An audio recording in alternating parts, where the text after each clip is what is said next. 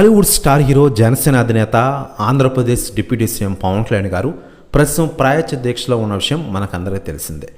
ఇటీవలే ఆంధ్రప్రదేశ్లోనే కాదు ప్రపంచవ్యాప్తంగా సంచలనం సృష్టించిన తిరుమల లడ్డు కల్తీ వ్యవహారంలో పవన్ కళ్యాణ్ గారు బాగా నిరాశకు గురైన విషయం మనకందరికీ తెలిసిందే.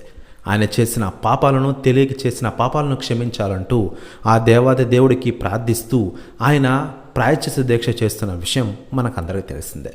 మరోవైపు లేటెస్ట్గా అందుతున్న సమాచారం ప్రకారం పవన్ కళ్యాణ్ గారు అక్టోబర్ 3వ తేదీన తిరుమలకి వస్తున్నారట.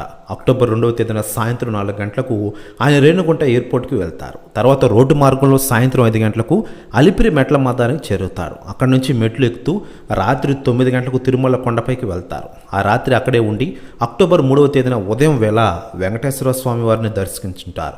ఇలా షెడ్యూల్ ఫిక్స్ అయిన విషయం మనకందరికీ తెలిసిందే. అయితే లేటెస్ట్గా అందుతున్న సమాచారం ప్రకారం పవన్ కళ్యాణ్ గారు తిరుపతికి వారాహితో వెళ్తున్నారట. ప్రెస్ యూనిస్ కూడా తెగ వైరల్ అవుతుండగా దీంతో ఆంధ్రప్రదేశ్ దద్దరిలో ఉందట. ప్రెస్ యూనిస్ కూడా తెగ వైరల్ అవుతోంది ఆంధ్రప్రదేశ్ రాష్ట్ర రాజకీయాల్లో. మరోవైపు ఈ టూర్లో పవన్ కళ్యాణ్ గారు అభిమానులు జనసేన కార్యకర్తలకు హుషారు తెప్పించే అంశం ఒకటి ఉంది. అక్టోబర్ 3వ తేదీన సాయంత్రం వేళ తిరుపతిలో పవన్ కళ్యాణ్ గారు వారాహి సభ ఉంటుందట.